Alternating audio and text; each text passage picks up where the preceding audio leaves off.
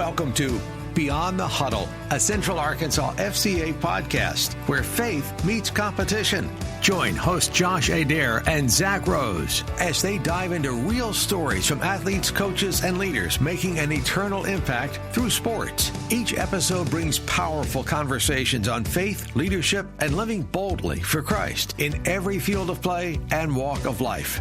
This is Beyond the Huddle.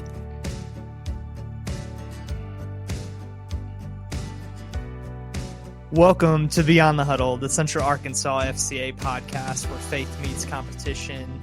We have a very special episode for you today. We have a great guest with us, Mr. Rusty Meeks, the current CEO and president of the Arkansas Travelers. I think that's your official title. But, man, I'm super excited to have Rusty here today. I know Josh is as well, and we're excited to kind of dive into a little bit about your life, your testimony, and some of the other ministry you do outside of baseball as well. So we're super excited. Yeah, super excited to learn and know. I'm a basketball guy. Did baseball a little bit. Love coming to Dickey Stevens and going to ball games and all that stuff. But learning from Rusty about his family and all that. But before we get to that, normally Zach tags us on at the end. So what would you say is your top 3 sports movies of all time? Oh, that's a great question. First, honored to be here. Really appreciate you guys having me on today. Looking forward to this. Sandlot's always up there for me. I'd say Sandlot for sure. I love Cool Runnings.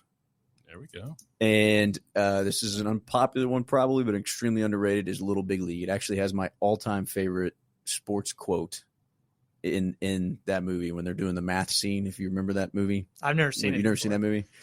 Little Big League's phenomenal. Remember the Titans is 4. Zach, how old are you? I'm 22. You've never seen Little Big League? No, it's a great movie. Wasn't it part of your childhood development? No, it wasn't. Oh, my gosh. So what's the quote in the movie? So they go in, and it's probably just because I live this, and so I see with players, and I didn't understand it at the time, but they go in and they say, okay, well, help me solve this math problem. And he goes, it takes me 4 hours to paint a house, it takes you 6 hours to paint a house. How long for us to do it together? And a player turns to him and goes, what color paint? And it just has nothing to do with the question. And then later on, a guy goes, well, why don't they just buy a house that's already painted? And it's just so great. So because it screams baseball players, not in a bad way, but it's just really funny that they're just focused on the game. And yeah, it's one of my favorite movies. Awesome. I get to introduce my kids to it too, which is great too. So still got to be careful with some of those movies. Oh yeah, 100%. I didn't realize that. I told my parents, I was like, "You let me watch some of this stuff." 100%. Yeah. You said you had girls earlier, so we introduced our girls to Father of the Bride. Yeah, there's some stuff in there. I'm what were we thinking? Showing this because they're like, oh, this is exciting. When we start planning the idea of weddings and all this other stuff, I'm like, I don't need this in my life right now. Yeah. And they're like, hey, let's watch Father of the Bride 2, and I'm like, no, let's not watch Father of the Bride 2. Let's not do this anymore. So too funny. Go ahead. So have you seen any of the other Sandlot movies? I know there's like a few of them, but the first one is the best. Yeah, the first one's the best, and it's just a good. I was determined to show that to my kids, and so I fast forwarded through the parts or whatever. Yeah. But they have seen Sandlot. They've also seen Cool Runnings. I did the same thing because there's a bad word or two in Cool Runnings, but we got past that because they're just good movies. So. Yeah, good quality movies.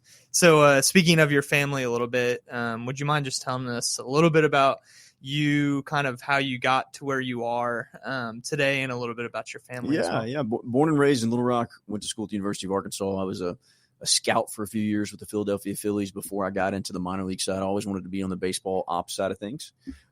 Did that for 2 years. It was super fun. It's exactly what you think it is. The travel is miserable and just extremely tough on a family. And I met my wife, beautiful wife, Jess, at the time, and she was kind of like, hey, which one you do? which way are you going here? Are you going in the scouting world, or do you want to get out of the travel? And decided to go into the business side. I started as an assistant concessions manager at the Travs, and this is my 15th season. I was assistant concessions manager for a year or two. Worked in the sales side of things, just ticket sales for a year or two. Then I was director of corporate sales and director of merchandise and licensing and retail. Handled all that, player uniforms and player travel, and dealt with all of our retail, those type of things. Became assistant GM, I believe, in 2017 or 18, and then became president right after our season was canceled in COVID. Really appreciated our ownership group at the time throwing me into the fire right after that without having a season. And but to learn, I mean, it was, it truly was God's timing. I know we'll get into that stuff, and super thankful for those opportunities, and it's been a blast. And I've got three little girls, my wife and I, my wife Jess, and then we've got Abigail, Maggie, and Olive, 8, 6, and 2. And so we go to attend Emmanuel Baptist Church, really involved over there. Have been over there for the last 8 or so years, and kids go to Little Rock Christian. My wife's a part-time teacher over there. Okay. So yeah, we've got our roots here in Little Rock. Yeah. For anyone who doesn't quite understand the, I'd say intensity, for lack of a better word, of a baseball season, no matter professional, minor league, it's day in and day out, showing up, long days. You're not finishing until 9, 10, I mean, depending on your job, but late at night. I'm sure that can take a toll over the season. You have to be really intentional on the time that you're spending with your family and the time that you're spending with the Lord. What does that look like for you on a daily basis or a weekly basis? Yeah, no, and you got a big taste of it last year and did such a great job for us. But you hold on. Most people don't know this. How do y'all know each other? Well, I was going to dive into this in a second, but we can go ahead and do it right now. I mean, he just brought it up. Yeah. I got the grand opportunity. I mentioned it on here before, but to work as a groundskeeping intern for the Travelers this last season. I didn't come in at the beginning of the season. There was a position open for me in like the early middle part of the season. And funny, I don't know if I've told Rusty all of this story, but man, it was a grind when I came in. I didn't really know what I was walking into. And, I mean, when you show up every day, you're in the hot sun working on the field. It's definitely a humbling process, like I was saying earlier. But I remember I had asked the general manager, Sophie, at the time in my interview. I was like, so what does it look like going to church on Sundays? What kind of flexibility do I have to still have time to do other things in my life? And she told me it was pretty, like, it wasn't very flexible. We were going to be working quite a bit, and I was like, fine. But she did mention baseball chapel, and I was like, oh, baseball chapel, that sounds great. I didn't know what that was, and when I came in, I was like, where is this? Like, I need this right now. But we got to a point where all of a sudden I'm like sitting in the front office, and Rusty comes in. I hadn't even met you yet, but all of a sudden we're digging into the Word, and it was a devotional specifically for the groundskeeping crew. And I sat there, and I don't know if you knew the impact or the immensity of that moment for me, but it was a hard transition, moving to a completely new state, completely new job, right out of college. And I remember sitting there like, okay, Lord, I know you see me right now. And it wasn't anything spectacular or grand or this or that. It was just diving into the Word. You were talking a little bit about what was going on in your life at that point. And man, that was so encouraging to me in the middle of that season, for you to take time, for the head of the operation to take time to talk to the people that are out there, like just grinding every day. And that's not to like put me on a pedestal. Like, it just is a lot of work in the sun. But for you to take the time to do that and to invest in the groundskeeping team really meant a lot to me.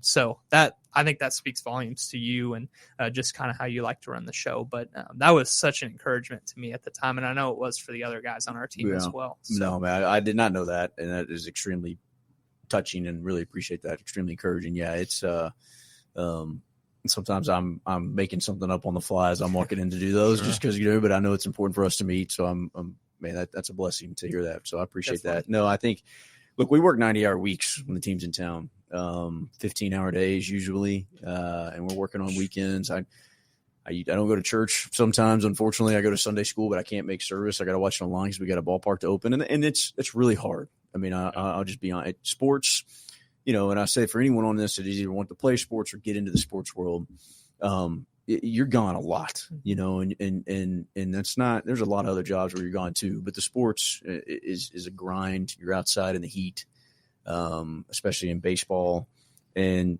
it's nights and weekends and holidays. And when you have a family, and it's extremely hard. I mean, I just can't champion my wife enough. She's unbelievable to basically raise 3 girls by herself during the summer. I mean, I'm gone a lot of times. We have 6 games in a row, sometimes 12, as you know. And it's been really hard. So I have to be really intentional with them. And to answer one of your questions about finding time with the Lord, the only time I do that is in the morning. I mean, that's really the only time I can truly do that. And so I'm still waking up, 5:30, even when we get home at 10 or 11, because if I'm going to have time with the Lord, which I have to have every day, and I know that's a priority, that's the only time I can really do it. And then try to be intentional with the girls, go grab lunch with them during the summer, or quick early dinner before I head back to the ballpark. But it's also, on the other side, it's great. Like we get to do such a cool thing in the community where we can truly give back and make an impact. And I truly believe allow the Lord to work. And that may sound crazy in sports, and how we treat others and how we do things and the product we present on the field, the product we present when people walk in, that's always my prayer. And it has been ever, the last 5 or 6 years, just like, Lord, like to help people see you in what we do in some way, shape, or form. And that gives me the drive to continue to do that. And then I truly, care about our staff and try to encourage them as best as I can, because I had that for me when I was coming up. So it's important. Yeah, and that was very clear, I thought, in just the way that you present yourself, and even just the cohesion between staff and everyone at the ballpark. It was an intentional effort to love on the people that are coming through those gates. I can remember we talk a lot about the grind and how it can be challenging at times, but there's also I think Sandlot is a very fitting movie. Like, that's very fitting that you enjoy that movie, because Sandlot's all about, they play baseball all day, every day. Like 4th of July, when the fireworks are going off, that's the one night that they can play baseball. It's like, we don't think about sit down and take a break. We're thinking about more baseball at that time. And so I had a memory as I was thinking through, like, man, what can we talk about today? Just a brief memory that I want to share. So the Travelers, this last season, they make the playoffs.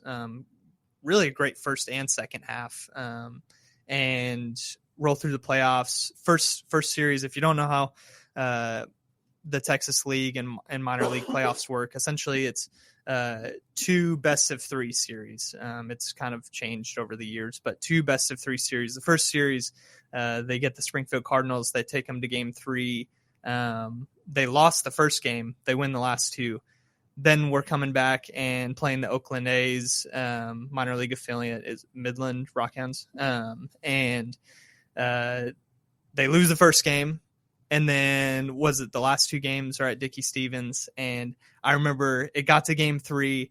It was packed in there. Like, it was a pretty cool atmosphere. I've been to one playoff game, one major league playoff game in my life, and the atmosphere is just electric in there. But seeing what it was like, and not to minimize it at all, for a minor league team who hadn't won a championship in quite a few years, it was cool to see how the community kind of came out and rallied behind those guys. But I remember I was actually standing right next to you. We had the table ready to go out and put the trophy on afterwards, and I can't remember who walked it off, but walk-off base hit to win the championship. And I have this super distinct memory of looking over, and you were like, just like, it was like an outer body experience for you. You were jumping up and down. Pumped. It was, if there was a camera on Rusty, it was showing him as probably the most hype fan in the entire stadium at that moment, at that time. I just thought that was so funny. And then it was quickly like back to business, like, okay, we got to get on the field. I was able to enjoy it for just a split second. Yeah. Jumping up and down. Oh man, that gave me a good laugh. But that was such a cool moment. And that's something where it's kind of like the culmination of a lot of hard work kind of comes together, where like, we're not the players on the team. You're not really doing anything to actually compete on the field, but it's everything else around it to make the players comfortable, to bring an atmosphere, and get the fans out to the ballpark. That kind of speaks volumes to what you and your team have been able to do. So what is that like for you? I mean, maybe that's not your pinnacle of moments, but we talk about the grind of baseball. Where do you find that joy in baseball as well? Yeah, I think, look, I've loved baseball my whole life, love everything. I will say this, if you want to work, if you love a sport, don't work in it, because you're not going to watch it. Like, I don't watch baseball, like, hardly ever, every now and then, but I've grown to love, obviously, the people we deal with, and my staff, and I and truly mean that, and then the players, but our fans. I mean, that's what it's about. I mean, I can think of numerous times where I'm exhausted, I'm tired, honestly kind of praying like, Lord, like what do you have me doing here? Like I'm exhausted. I miss my family. And I'll have something happen in the game where a kid comes up and I'm able to give him a baseball, and it's him and his dad. And I can tell the joy on that little kid's face. And so it just kind of brings it back to, man, I hate to be cliche, but it's really bigger than baseball or the sports, and to like know that we are offering that type of experience, memories. Cause I remember those with my dad. I remember that growing up. And so that's really kind of what, to be honest with you, keeps me going on that stuff is our fan experiences. So let's go back when you're a little boy. Was where you are now ever your dream? I always wanted to work in sports. Not necessarily baseball, but I always wanted to work in baseball. I will say my dream was always to be on the baseball side of things. Like I was telling earlier, be a director of player development or a GM of a big league club, which is a lot of people's aspiration. And that changed to the business side. I would say long term, I don't think that's going to be anytime soon, but when the kids are gone, I would love to still be getting on a major league team, but on the business side, running that side of the business. So it's always been a dream of mine. I grew up bat boying at Ray Winder, the old ballpark here. I stood outside in the parking lot with my dad and caught foul balls. So that's kind of how I grew up. And they've always been a part of the Travelers. They've always been a part of my life. So I did not think I was going to work for the Travs, though. That was not a dream of mine. It was like, I'm going to work for the Travs. I just knew I wanted to work in baseball. So you're in college. How did you get to become on the scouting crew, or what does that transition look like for anybody who may be interested in what that could be? It's a lot easier now than it was. And what I mean by that is back then it was still a small, tight group, and video scouting was not around as much as it is now. Physical scouts they're just kind of a dying breed, to be honest with you. There's just not as many of them anymore. And so if you want to get on the scouting side, you really need to go on the video and the analytics side of deal. And I'm kind of 50-50 on that. I'm a huge analytic guy in business. I'm not a huge analytic guy when it comes to the baseball side of things, but I got started, just knew some people when we were with the Angels at the time. The GM was a friend of ours, and they invited me to go to scouting school. Each team could send 2 people to scouting school. So there were 60 of us, and I was one that represented the Angels. When I was out there, the entire front office got fired when I was out there. And so there went that for me, but I was able to work my way into the Philadelphia Phillies organization and had the state of Arkansas for a couple years and thoroughly enjoyed that. I mean, that was a ton of fun. And it was a great experience. I wouldn't change it for anything in the world, but it's a grind, and the job security is very different because it's the difference between minor league and major leagues. For those that don't know, I mean, wins in the minor leagues don't matter. Like, I hate to say it, they just don't. They don't affect my job, at least. Sure. But in the major leagues, they do. Sure. It's all wins and losses, right? Ours is revenue generating and how much fans and attendance and those type of things. Most people that come to our games don't even know who we're playing or anybody on our team or what our record is, right? It's an entertainment experience. So it is a little bit different in the minor leagues than, say, a major sport. And I was going to ask a little bit. So you worked in Arkansas still. You weren't working specifically out in like Pennsylvania. You were just based in Arkansas. I was in Arizona for a little bit in scouting school, and did some things out there, and then but that was a very short time, and then I've been in Arkansas. So how did you become a Philadelphia Eagles fan then? From the Phillies. So I kind of grew up. I don't know. My brother liked the Cowboys, and I was just a punk little brother, so I went against him. He ruined it for you. Yeah, he ruined it for me. And then, or it's a blessing. I don't know. Yeah, it is now. But I was a fan thick and through. The Chip Kelly days, the bad days of the Eagles. And then when I was with the Phillies, I obviously became a huge sports fan of just kind of Phillies in general. Sure. My wife and I have been up there a few times to see some games, and so that's kind of how I became an Eagles fan. Yeah. And we don't have a team here, so we got the luxury to choose. Definitely. Besides the Razorbacks, I guess. There is freedom to that when you live in a state that doesn't have any professional teams. But want to talk a little bit about some of the ministry you do outside of baseball. If you want to just go ahead and share a little bit of an overview about kind of some of the things that you do outside. I can't remember. Is it through your church? How does all that work? Yeah, so it's through our church, but it's myself and a really good friend of mine 6 or 7 years ago reached out to me. We started a ministry called Pure Minds. It's a sexual sin ministry, and Lord has just done incredible things through that at Emmanuel and with our church, and even outside of that. I mean, just things he's been able to do with that. And so that's definitely the ministry I think he's put on my heart, and have been very diligent with that as much as I can, and finishing writing some material, which I'm pretty excited about, and kind of do some, I guess, if you want to call it classes or so 12-week courses with that for, people that struggle with that. And I really see that in the sports world. I mean, there's so many temptations in the sports world. And what these guys go through, I understand it a little bit more than most because I see it every day with them. But their temptations are pretty crazy. I mean, they're on the road by themselves almost every single night. There's this temptation to get up to the big leagues as quick as they can. Mm-hmm. So, it's a grind. And so I think that's been somewhere my encouragement has come from as well with our players, to just try to be there for them as I can. And they're all way younger than me now. I mean, most of our guys are 21 or 22. Yeah. So so that's a ministry involved in, and still been involved in other areas in Emmanuel and serving in that way. So it's been a huge blessing. It's a very hard ministry, but it's a very rewarding. So how did you become a part of that ministry, or how did it come to be? Yeah. So my friend called me at the time, and it was on his heart to start it. That was obviously something I had struggled with in the past. And he called me and was like, "Hey, I want you to do this and be part of it." And I was like, "Sure." And then he ends up moving in a less than a year. And we're like still best friends. We talk almost every day. So I joke with him all the time. I'm like, "Gosh, man, you got me in. I blame you for this whole thing." So I got into it just by being kind of his co-leader. He kind of led the first class, and we've used a couple different books out there to kind of guide us, but I've really felt the Lord put on my heart the last year or so to write some material. So I just got done writing a 14-day devotion strictly on that topic. And then, and that's done. And then I'm writing this kind of 12-week course that I am praying that I hope I can get published and that churches can use. It's just kind of because there's not a ton of material for some churches on that stuff. So I'm really passionate about that and excited to see what the Lord does with that. But I will say it's been hard with our job and just kind of the hours we work to give a ton to that ministry during the summer because of the hours I have to work.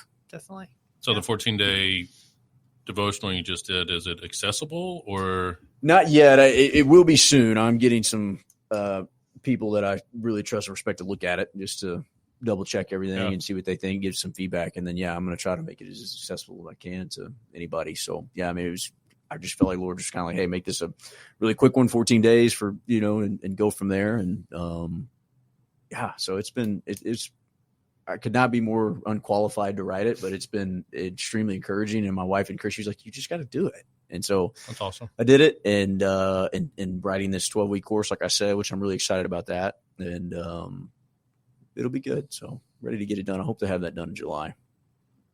I look forward to it. To dive deeper into that, what's your heart behind that? How do you want to see it grow? But even more so, what have you seen? Why is this so important to you and to where we're at right now as young men, and where our society's at right now? Yeah, I mean, we're walking around with holding my cell phone. I mean, atomic bombs in our pocket, as I like to call it. They can blow our life up in an instance. I also just I would for sure need to verify this, but I think Paul mentions it 36 times. He mentions the word sexual immorality, I believe 36 times in his letters.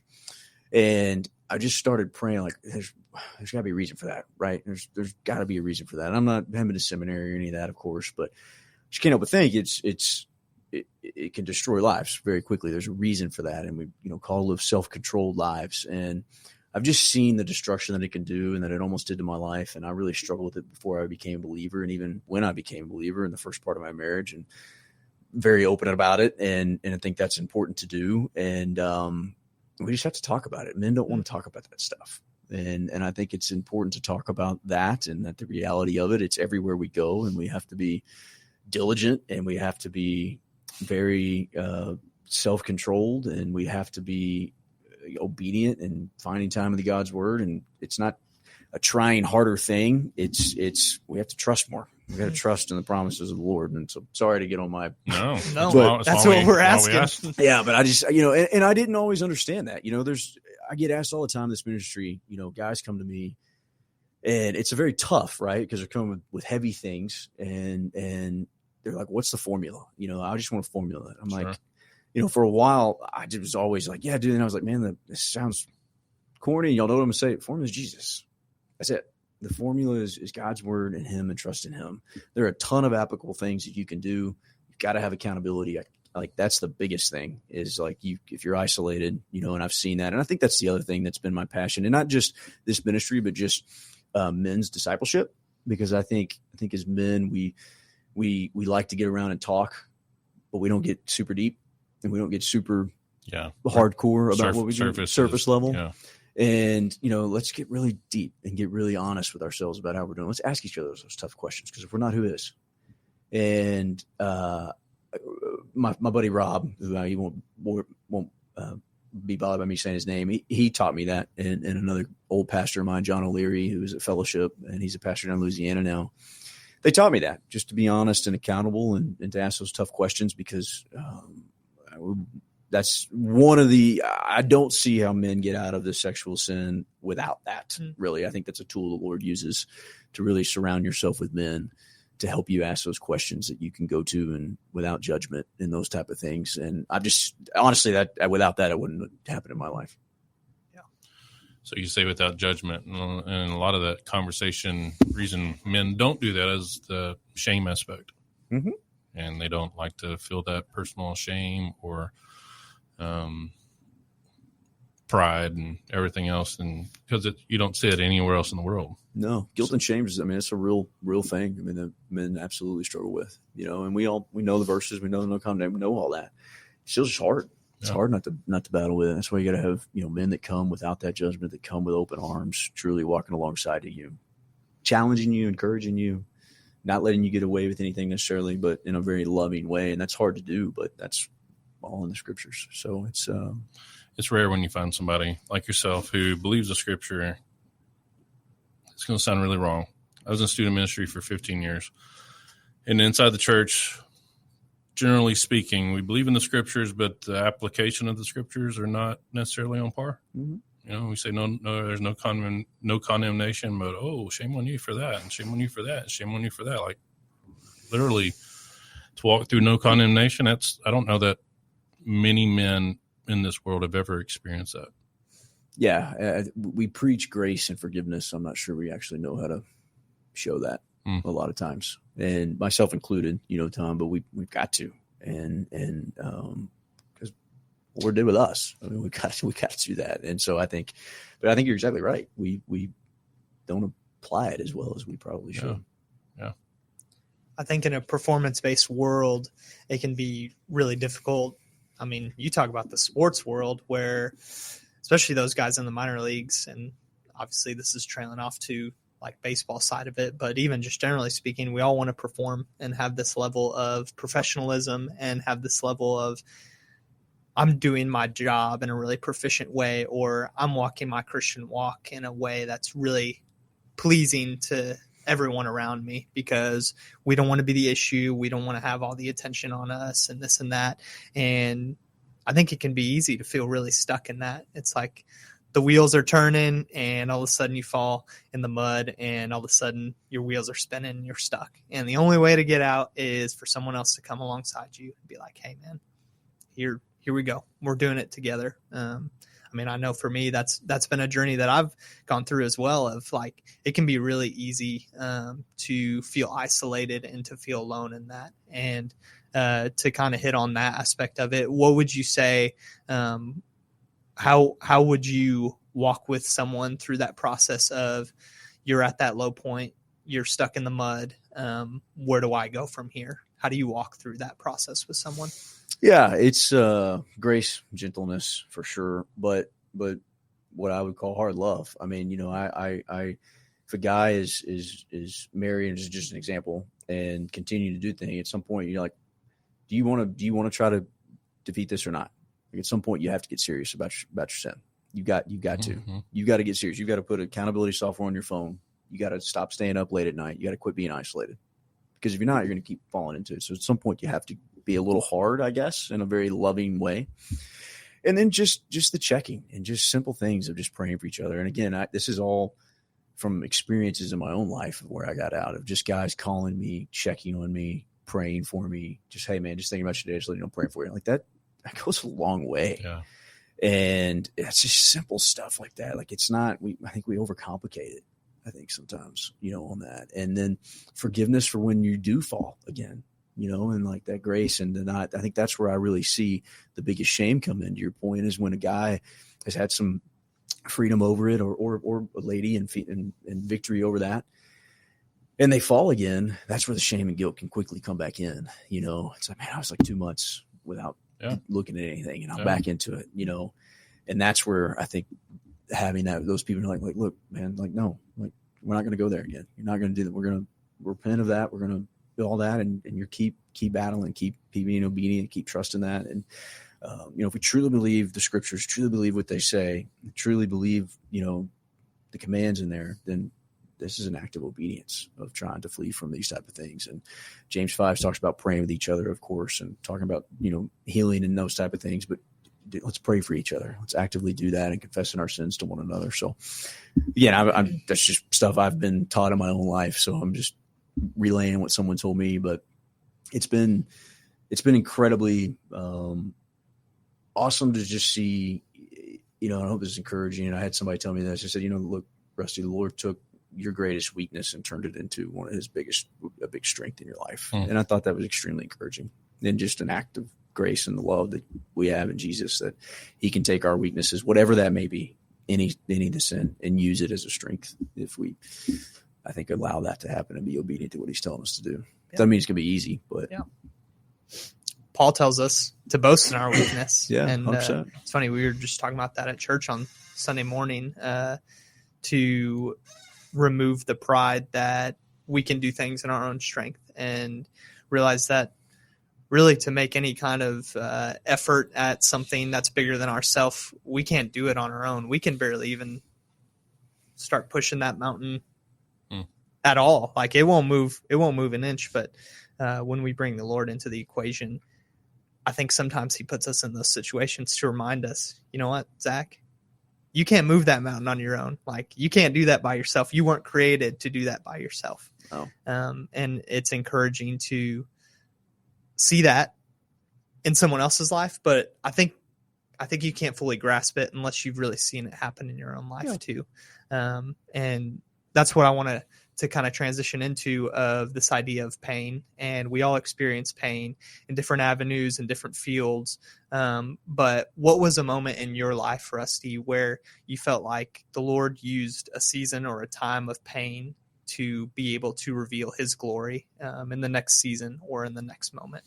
Yeah, I can think of two. I mean, one is obviously what we just talked about, where my struggle really came to fruition, I'd say the first year of my marriage or so. And I had to, tell my wife what was going on, and I never want to experience that again, and what went through with that. And that was my own doing. That was my own sin. Right. And I think we do get that confused sometimes when we start talking about going through trials. Like that was my own, this stuff I was doing. But the Lord has obviously used that beyond belief and surrounding me with other people, and so incredibly gracious in that. And that's extremely tough season. And I still struggle with guilt and shame of who I once was before that, of course. And it's easy to sometimes that creep that stuff back in. But I think another one is right now. I mean, I'm going through the last year and a half with a whole lot of things. At work, we just sold the team back in last May. We have new ownership. I have 3 little girls, and they're in a critical season, starting to get into that. Very involved in our church and some things going on with there. And there's been a lot of change in that. And I feel like the Lord's really been teaching me the true definition of trying to learn to be still and true patience, I think. And that is extremely difficult. And I'm sure I'll never get there. And I know you're like, it's like, that whole thing, don't pray patience. It's like, I'm learning it. Every opportunity. But in the goodness of it though, I mean, it's just been, it's really strengthened my time with the Lord, I feel like. And really, I am in a place where I just like, Lord, like I'm trusting you. Whatever this is, I'm trusting you. Whatever you're doing, my career, whatever you're doing with my family, those times I'm tired, I'm fully reliant on him, and the Psalm, I love reading that as I know everybody does, but just the true dependence that the writer has on God in those Psalms is pretty breathtaking. And we don't always love to pray like that. If you read those prayers and how he prays. And so I've been trying to be more of that, and the Lord's still teaching me a ton on that. And I'm incredibly thankful for it. It's been a very hard 18 months, just with a lot of stuff going on, probably some of the hardest of my life. Not because of that, of any sin, of that sin that I was talking about beforehand, but just with growth and work and kids and family and a lot of different things. But I'm starting to see now what the Lord's been doing, and man, it's pretty, makes you feel kind of idiotic when you start looking back and demanding, Lord, why didn't you give me this and this? And you're like, okay, that's why. Trust in his sovereignty. That's hard to do for me. Hearing you share it, thanks for sharing that. Thanks for being open and transparent. 18 months journey. Year before, I had a similar start in marriage too, and I don't want to have to relive that and tell my wife and get caught and all that and the shame that comes from that and working through and the growth. And I don't share that part of my story a lot, but it helps me to relate to coaches and athletes who are going through similar circumstance, situation, isolation, and don't. What's that book? Samson Syndrome talks about HALT. When you're hungry, angry, lazy, or tired. Hungry, angry, lazy, lonely, or tired. Go find other things, because those are triggers for course of sin that you choose or choose not to do. There's a thought in the business world, and some people are talking about it, some people aren't. But as someone who is a leader of an organization of multiple people underneath you and running the business and hospitality and all that you're doing through the Travelers, how do you, and you just touched on it a little bit, but I want to frame it up more. How do you consider your work as worship? Yeah, that's a great question. I had somebody tell me one time when I was really struggling with this, I was like, man, I'm really having a hard time finding that I'm serving the Lord well by selling T-shirts or hot dogs or whatever it might be. And this was a pastor, and he encouraged me. He's like, look, pray that people will see that, and that they will see Jesus in that act and whatever you're doing. He said, what I mean by that is you're giving an experience to a family or somebody in the way that you're treating them and the experience you put it on. You have no idea when the Lord may speak to them. And it was extremely encouraging to me. So I think I really found it that way, is like, how can I really just love people? And I fail on that daily, but how can I love people as well as I possibly can, and with grace and humility? And as they walk through that door, if somebody gets mad about a hot dog or whatever, how can I love them well through that, whatever that may look like?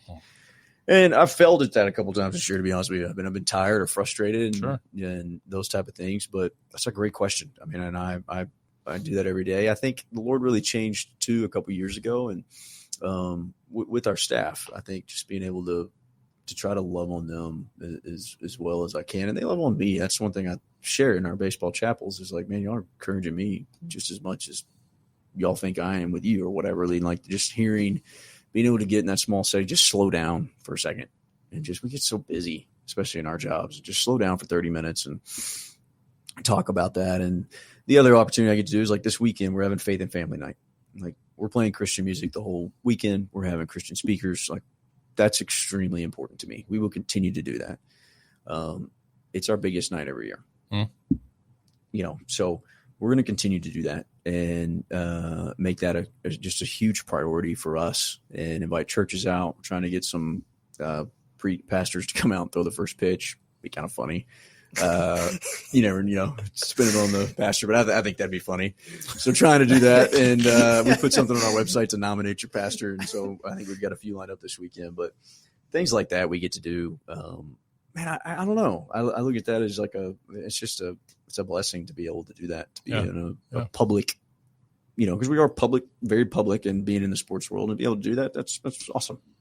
So what encouragement, so this is a sports podcast, sports coaches, athletes, but from a business leader to business leader, what word of encouragement would you give to someone else who's listening to this, that owns a company, that is higher up in their organization, corporation, to lead from we tell coaches all the time, we don't want coaches who are, we don't want coaches who are a Christian when they decide to be a Christian. We don't want a Christian who's a coach. Mm-hmm. So how would you encourage a business leader in our community to lead from a platform of faith in a world that's not that? Yeah.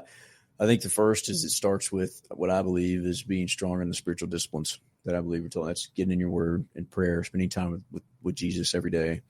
I think if we're not doing that, daily, I think we're going to struggle in those times. And then you're not going to like it, but pray for boldness. And the Lord's going to give you, I believe, those opportunities to be bold, and we have to be bold. And it's not always fun. It's not always popular.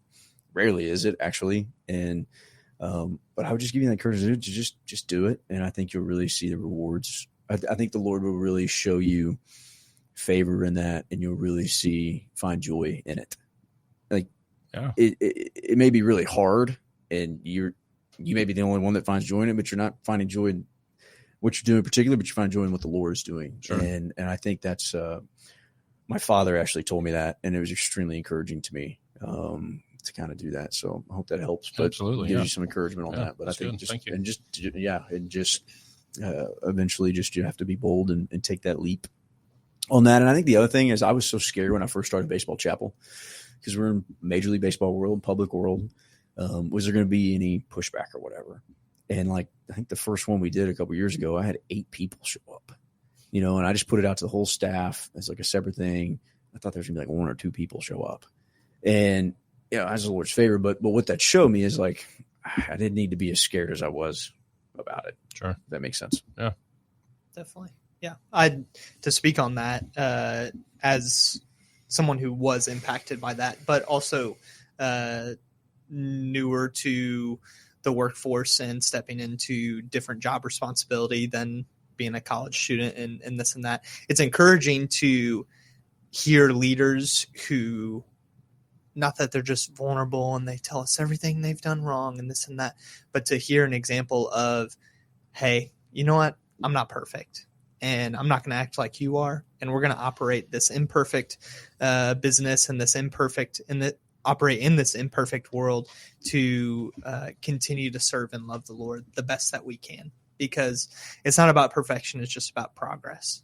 And I think when we look at it like that, it's like we're always kind of loading towards being better for the Lord and being better leaders, yes, but also for the other 80% of people that aren't necessarily in a leadership position to be good followers too. I don't think we talk about that a lot as much so well either, of you had to work your way up to be able to be in the elevated position you are now. But what did that look like for you as someone who's working day in and day out? You've been through quite a few seasons in various roles of your time in baseball, but what did it mean to you to be a good follower and to submit to your leadership well as you were working your way up? Yeah, it was very hard for a little while. I didn't do it well at all starting out. I think very prideful and all those type of things. I think it looked different at different seasons of my life, and I followed different people. And what I mean by that is one of the most biggest influences in my life is a gentleman at MLB named Freddie. I mean, he's in Major League Baseball. He's in New York. I don't deal with him all the time, but every now and then I do. And just to he's one of my biggest mentors in baseball and in my work and what I do. And he calls me and just encourages me. And that's just such an encouragement to me too. So I was like, man, he's taking his time. We don't work together that much.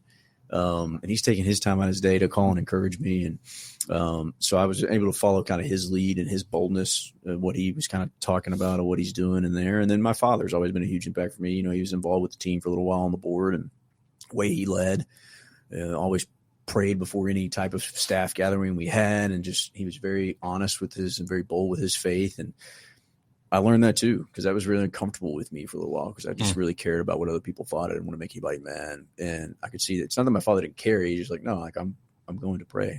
This is important to me. Yeah. I'm going to do this. And so those two gentlemen are the two I can really think of right off the bat that kind of were easy for me to follow and were extremely helpful in my growth, I think, of that.